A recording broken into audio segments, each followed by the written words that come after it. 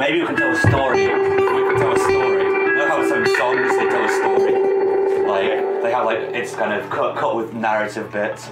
So yeah, I hope you've got enough hard drive for like a long record. Yeah, definitely. Yeah, you've got enough hard drive there. Yeah, for sure. Does it say when it's like about to run out? Yes. Yeah. Yes, definitely. Yeah. Okay. Right. Well, we could set the scene. We could set the scene. Like, imagine that Stuart has been dropped off in a plane in a foreign country, and he doesn't know what's going on. He's wearing his coat, his coat that looks like a bin bag, and his backpack, and he's got a Kronenberg in his hand, and he's a bit confused because he's got amnesia, memory loss. He doesn't know what happened. He's been dropped off in a country where he doesn't understand, first of all, what it is, or the language, or why he's there, and the next part is going to be a musical representation of him kind of walking about in a position where like the front of him is slightly bent forwards because he's carrying his beer and his backpack's on his back, and he's trying to walk about like he's sort of in a forest or something to begin with.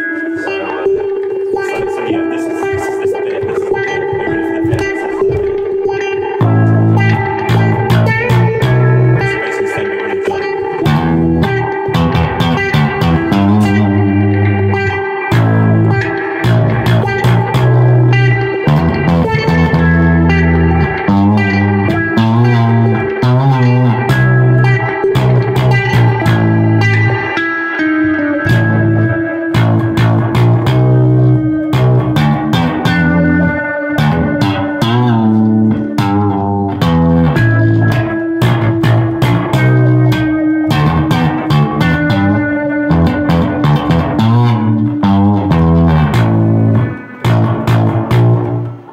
Found something.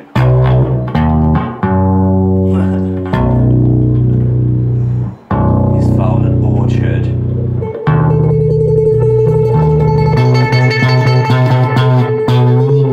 must be ethnic.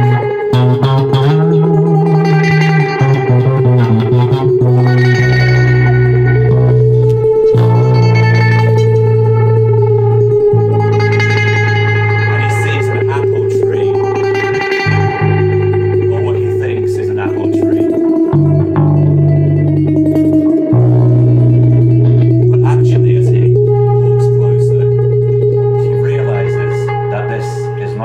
Tree. It's just a normal tree.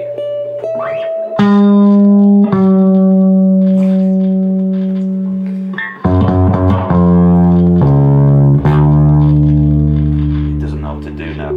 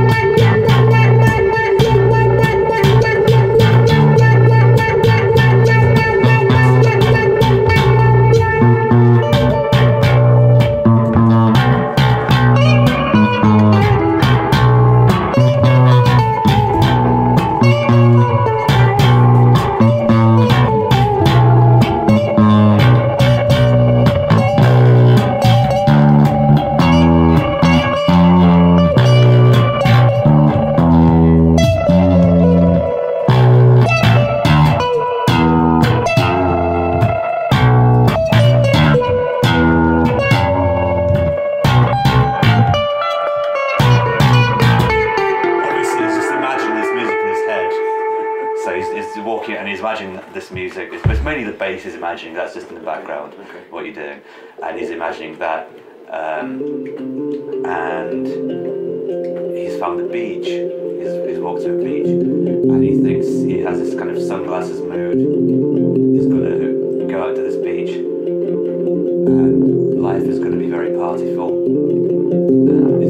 He's dropped his backpack down onto the sand, and his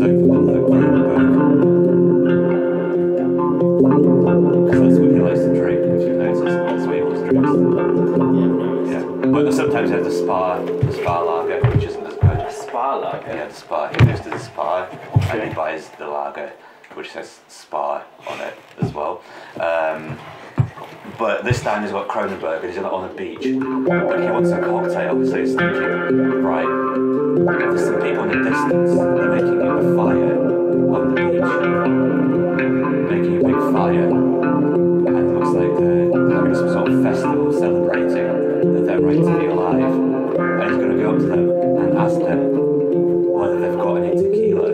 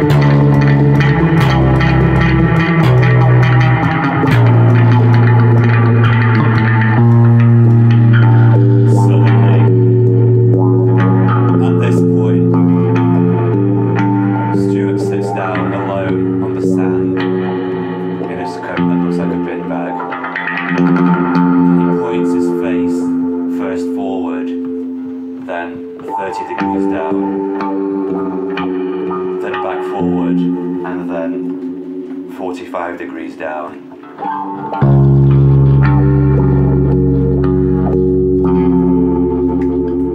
It contemplates life.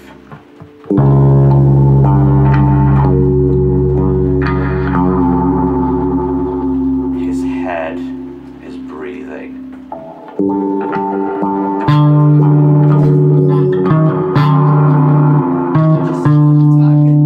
We're making a song about Stuart, do you mind? The fuck? If you don't want to be part of this, you can get out. This is something is happening here. There's Okay. No, you can stay and join in. So that's Stuart. He's currently, just to summarise, he's on the beach alone. He's just a bit confused and he's drinking beer. So it's a story. Go holidays next week. Well, this isn't the point about. In the song, he's already in a foreign country and he's confused. Doesn't know what's going on. It's a kind of song, kind of mixed with narrative bits. So we're allowed to kind of trail off and talk about stuff, and then the music represents what's happening in the story. Yeah. Do you like that? Why is that on there? Is it recording the song? Obviously.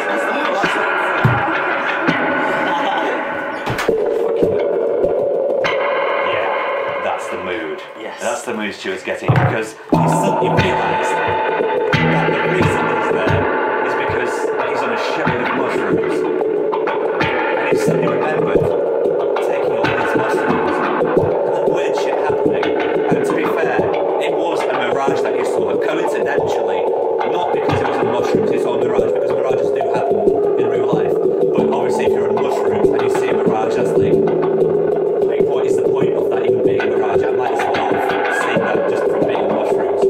But he doesn't think about that, because he's realised that he's got a lot of things he could be doing right now. For example, this.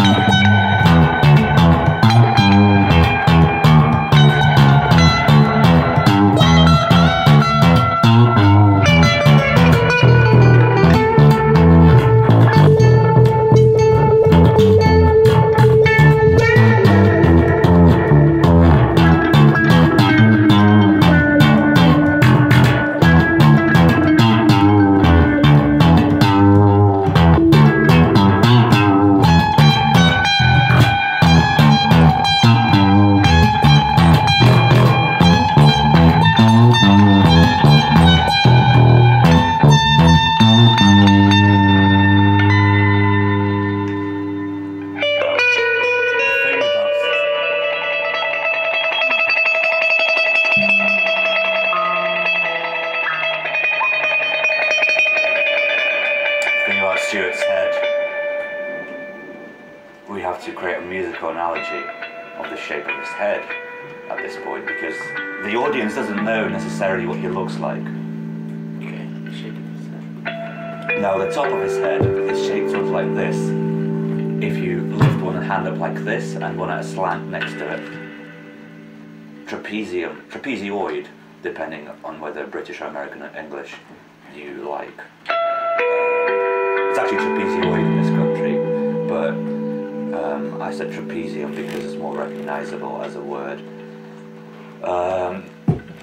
Now, imagine a chord shape or a finger pattern which follows this shape. For example, this. See, it's the same shape. If you look at the shape that I'm making with my fingers, slanty bit here, straight bit here. So it's the trapezoid shape.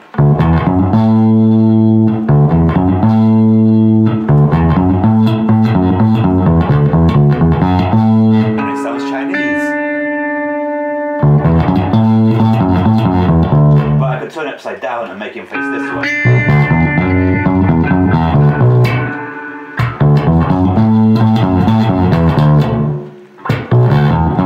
Sounds a bit shit really, but I mean the point there's a shape.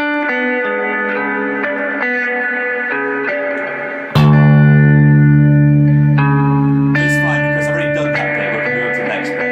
And the next bit is God, okay. There's not really like much that could happen. But he's on mushrooms, so he's thinking lots of things that he wouldn't normally be thinking. For example, that. And he's thinking, when I grow old, would I prefer wearing jumpers, leather boots, long leather boots?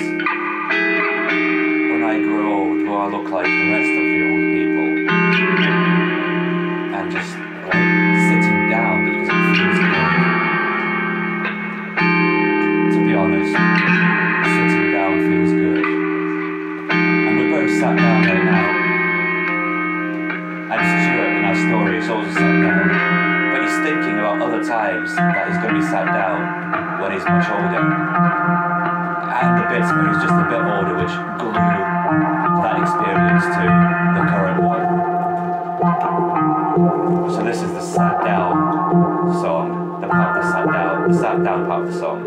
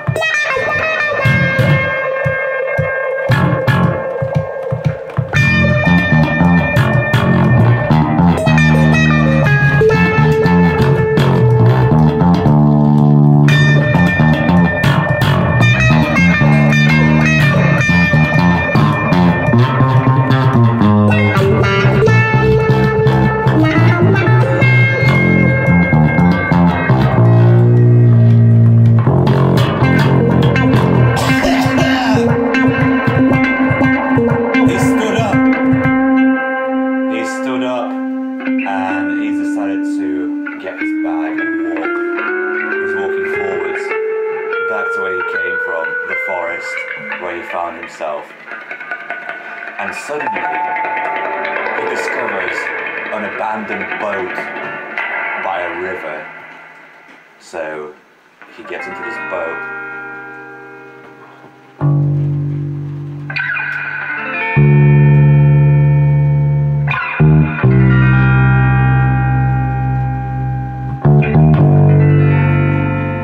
It's very, very thoughtful. But we don't know about what.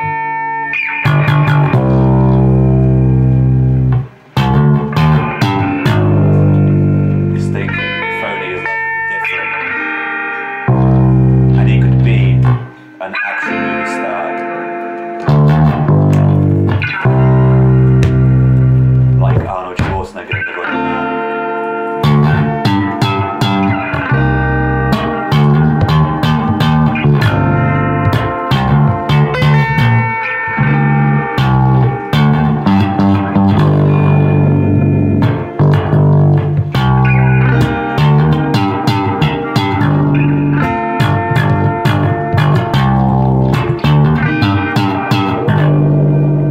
Life would be different.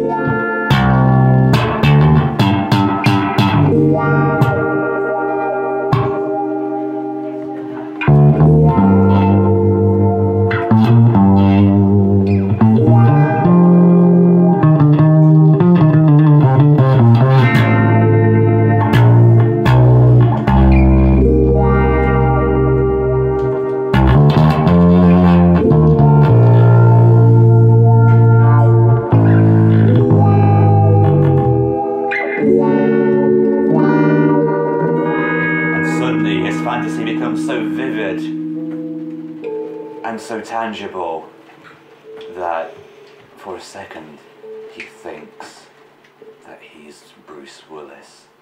But he's not trapped in a tube.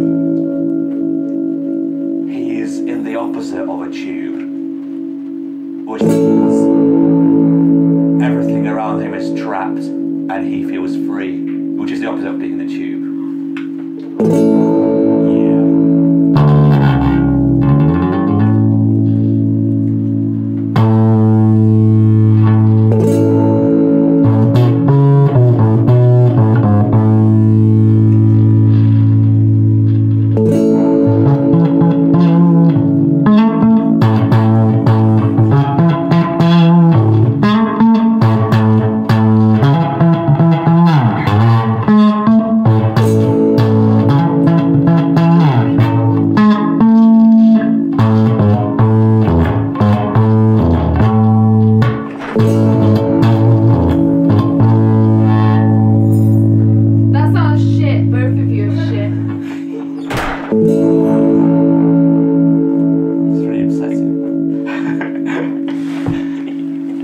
Still carry on.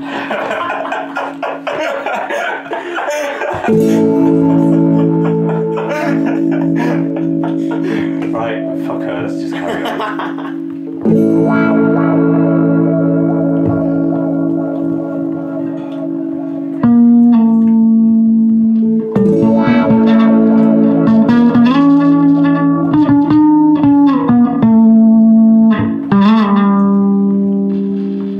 Like a genie that's been let out of the lamp.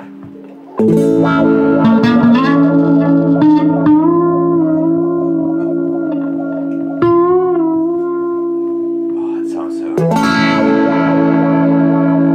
was saying the word Arabic before you strummed that chord. Just...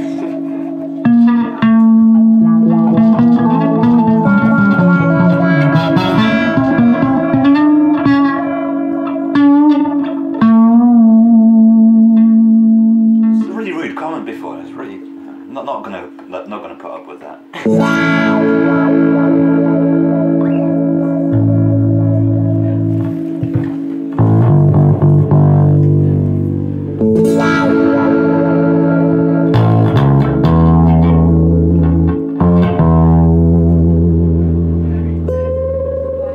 But he's forgotten how to count. How did numbers work, he thinks. And why do we have them? And suddenly he realizes that no question has a simple answer.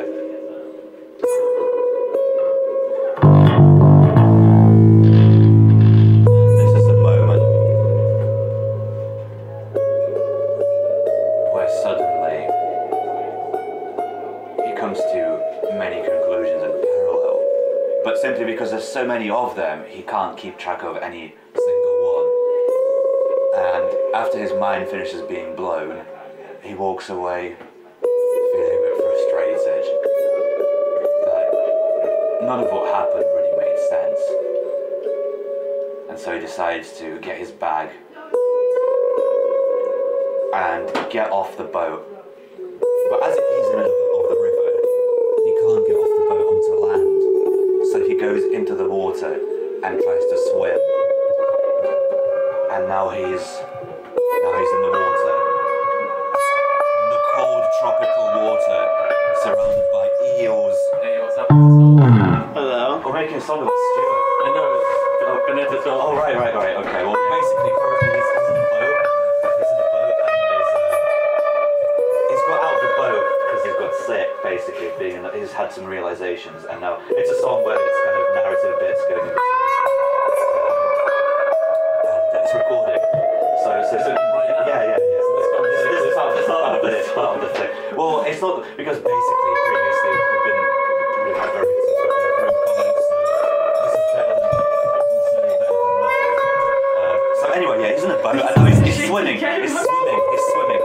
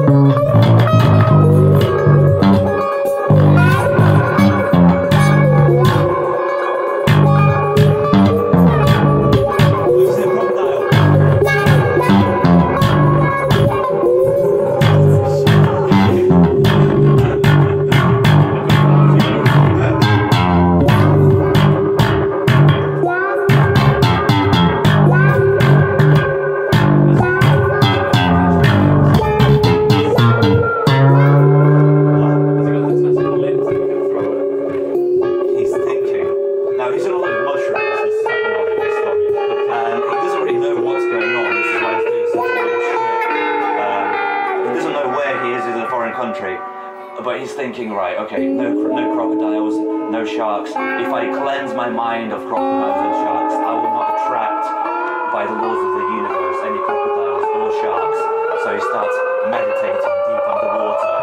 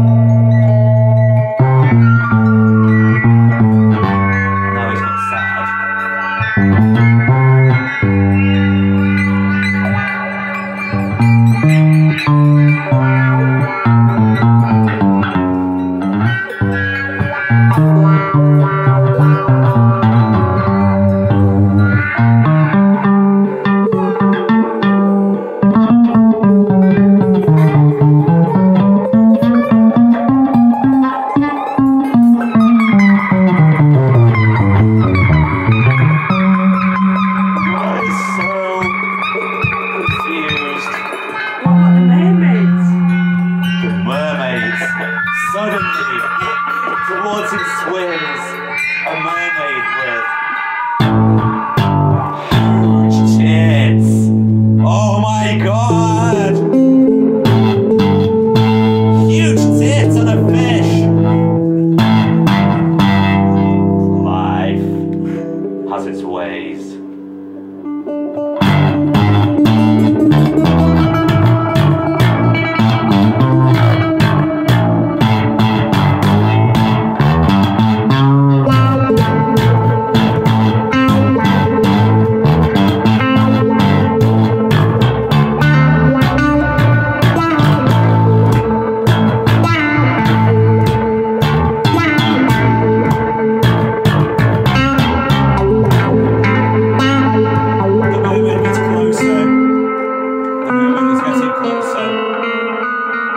furiously because she's swimming towards him. And as she gets closer, he suddenly realizes that she's not that fit, but he'd feel bad letting her down. So he's still a bit drunk because he's been having all these beers. And he does this sort of thing. And she's like, oh, hi, oh, what are you doing? And he's like, oh, just having a swim. And then they have a hug, and he thinks for a second that he should probably get out of the water because it's really cold and it's making his willy shrink. But the mermaid, she doesn't have legs, so they can't get on the land. So instead of that, he just says nothing for a while, and then she says, let's swim together. So now they're having a swim together, forwards in the same direction which he was swimming, because she just sees this guy as obviously needs sorting out, so just swim along with him. So let's do that. Yeah, swimming forwards in the river.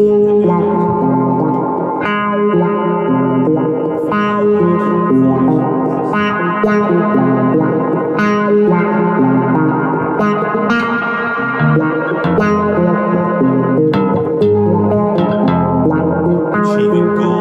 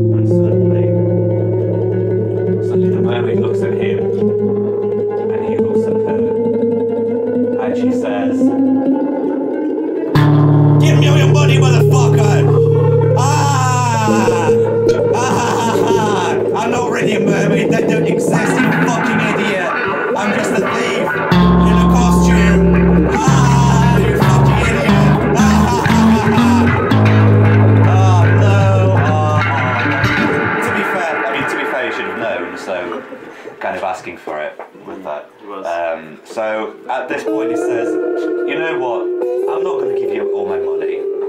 And the mermaid goes, well, obviously it didn't feel to be a fake mermaid.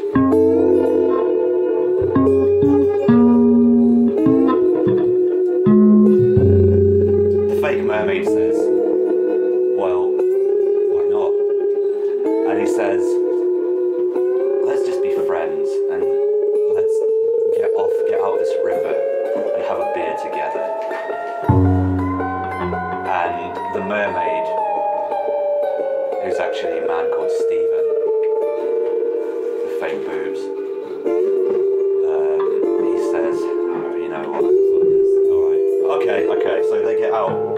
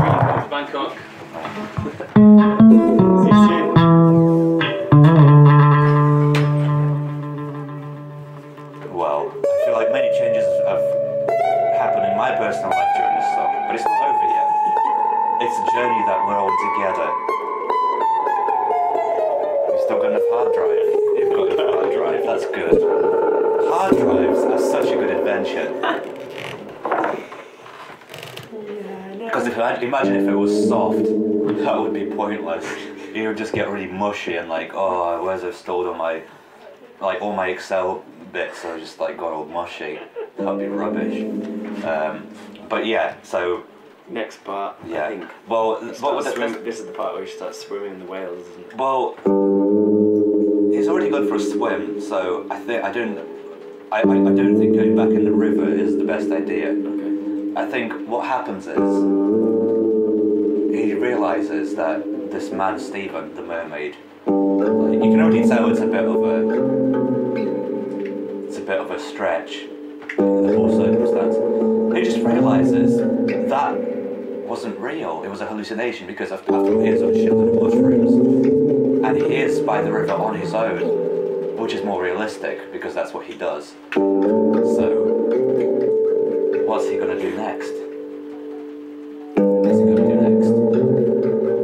Suddenly he realizes the forest he thought he was in are actually called buildings.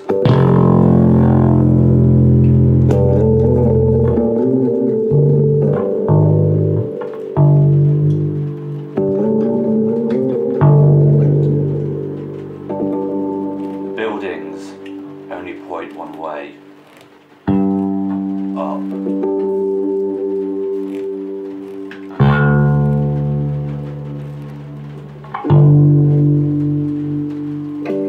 This makes Stuart feel uneasy and uncomfortable because he doesn't always point up. The buildings stand proud and grey and erect.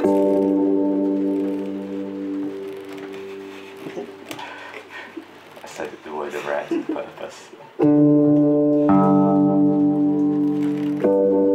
But Stuart doesn't always stand tall and proud. He's often erect, but he doesn't tell people this. In some such scenarios, it's not appropriate.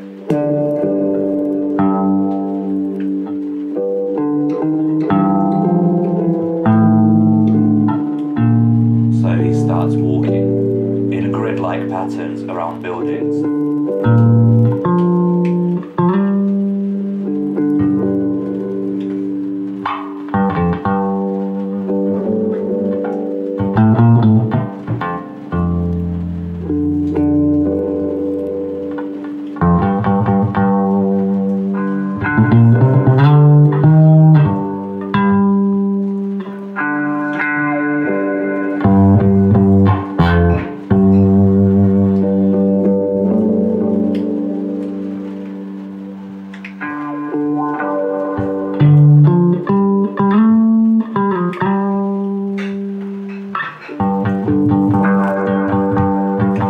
Starting to walk faster.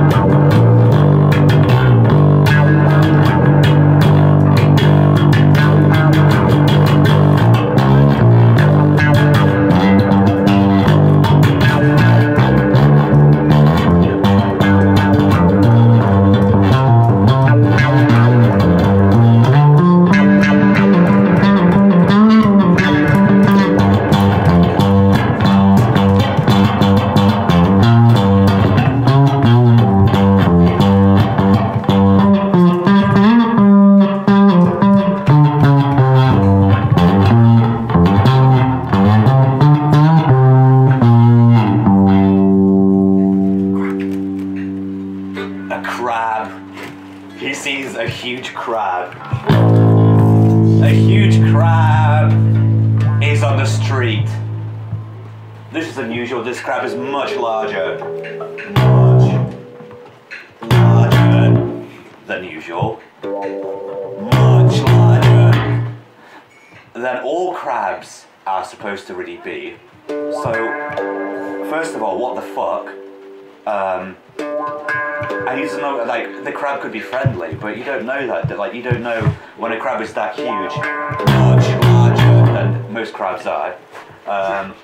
You don't know whether that's made it go a bit weird as it was growing up, and now it's kind of, I want to fuck stuff up, throw people about. Because it's big enough to do that, and like even that crush it bad, but it's sort of, what are they called? The crab cutters. The crab handles. Crab hands. Crab hands. Yes. They're not, fuck off, I'm not calling that. That's not, they're obviously not going to call it a hand because it's not a... Well, Scissors. Scissand, yeah. So it could obviously throw people out and cut cars up with its scissand, and because the crab is much larger than most other crabs, and if it's not most, sorry, I'm guessing I kind of need to use stronger words here. Much larger, sorry, I forgot to do that, than all crabs put together, and it's walking out along the buildings like, ugh, this crab, and it's walking obviously sideways because that's what crabs do. They're fucking retarded, they can't walk forward. And Stuart's just like, what am I supposed to do, because this crab is much larger than anything he's ever seen before, shaped like a crab. So he doesn't know what to do.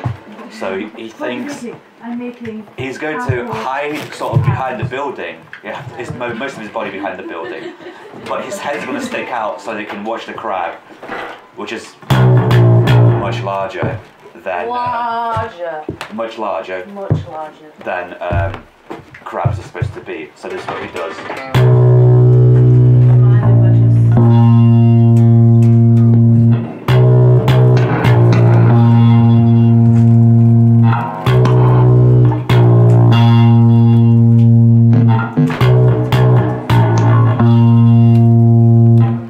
And thinks, right, how long is this probably going to be carrying on for?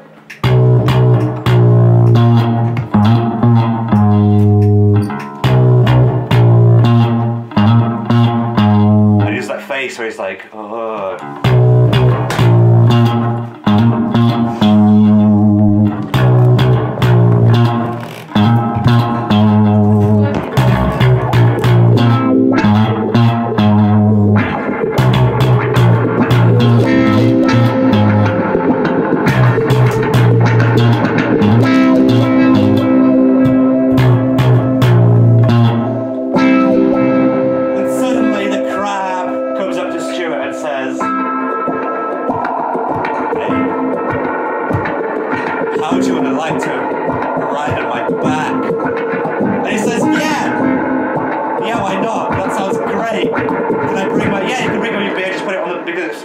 Because it's big, it's a big flat area where you can just like put down cans of beer and they won't spill. So he climbs on top of the crab, actually helps him up with his scissand. He says, right, use it as a platform in order to kind of back onto the back, and he puts him on his back. And he's just riding through a city, drinking his beer again on top of this crab, and it feels really good, it feels great. So he's really happy now, so he's in a really good mood. And it sounds a bit like this. It sounds like this.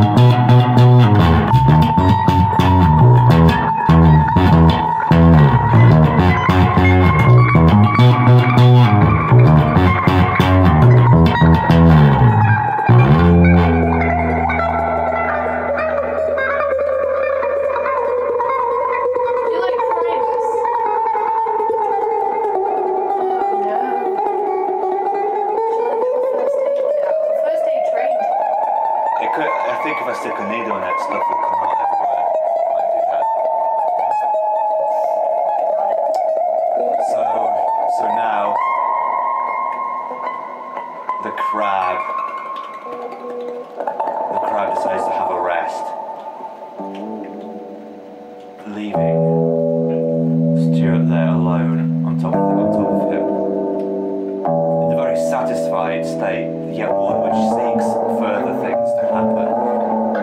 And there's a sort of uncertainty and anxiety in him, where he's not quite sure if more exciting stuff is going to happen right away, or whether he's going to have to wait for it to happen, or whether he's not going to find the good stuff on his own, and someone else is going to come along like, Stuart, let's do that. All right, he would say. He's not quite sure. So he's just sat there again, and he doesn't really, like, just kind of going,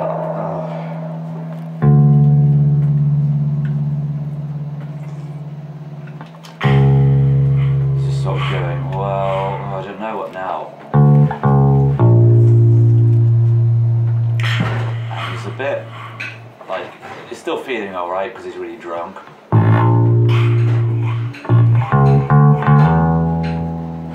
And he's trying to think fun things in his head to laugh at, to entertain him.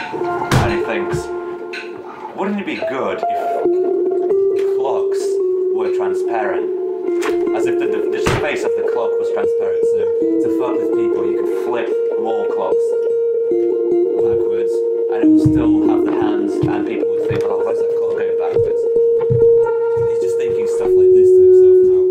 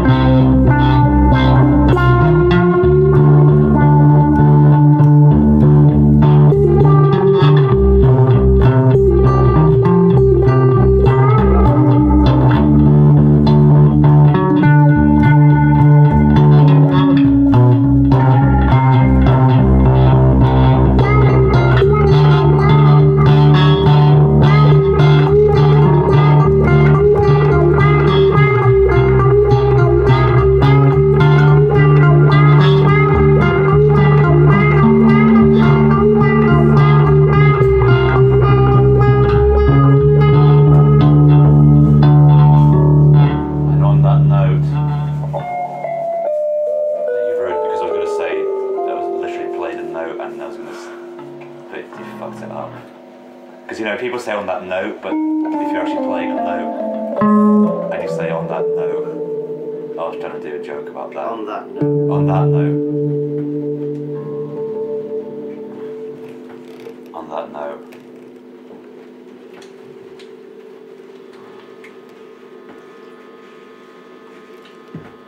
Nothing happens. What about this note? What about this note?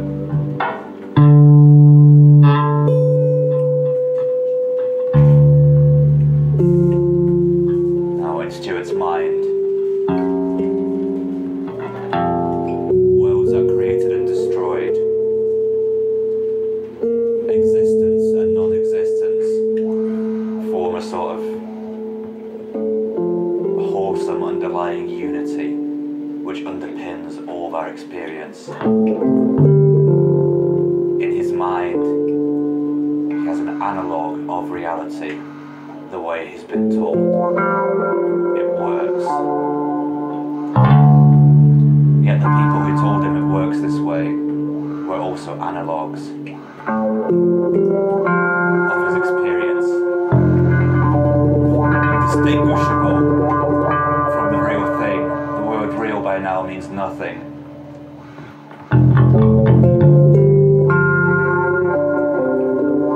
We can't prove he's real. I can't prove you're real. I don't really have a need to prove anything. Stuart realized that reality and non-reality, that experience and insanity, and all the feelings we can feel out one thing.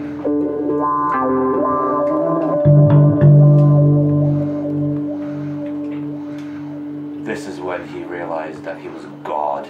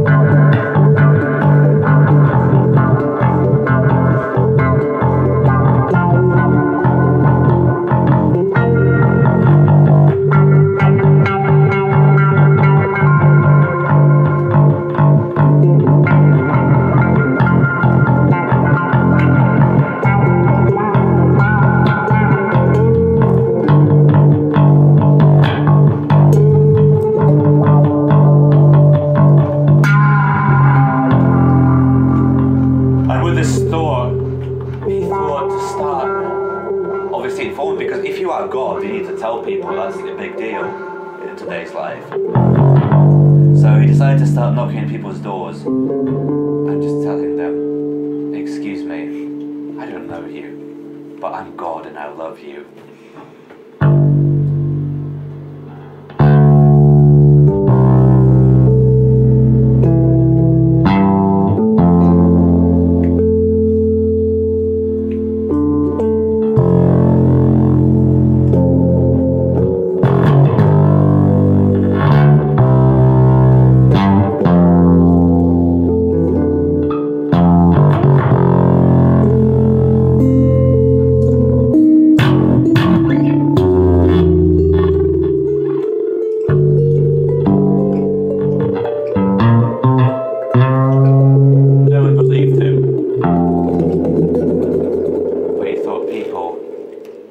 Empty vessels.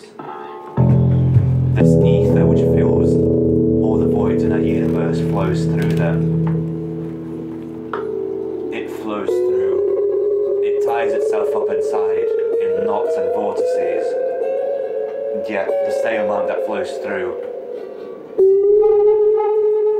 one end flows out the other.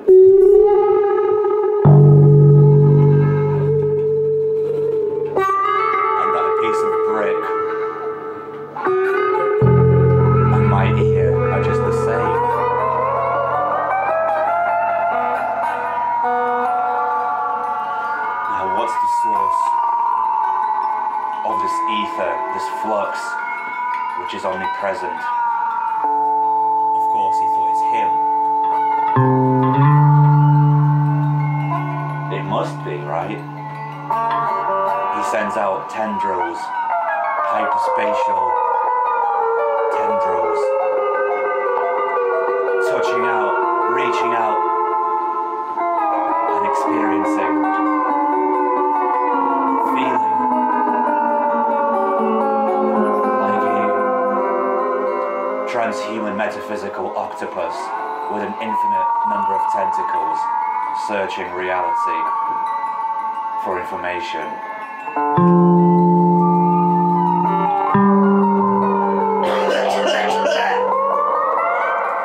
This is what sounds like when he coughs.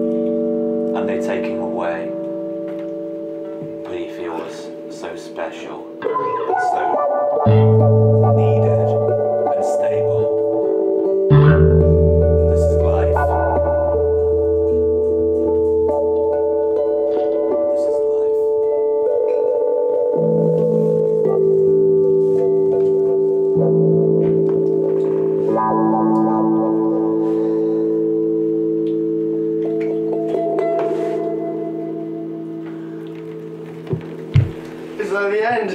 Yeah. That's the end of Stu. I think we did a song. Do you think it was masterful? Yeah.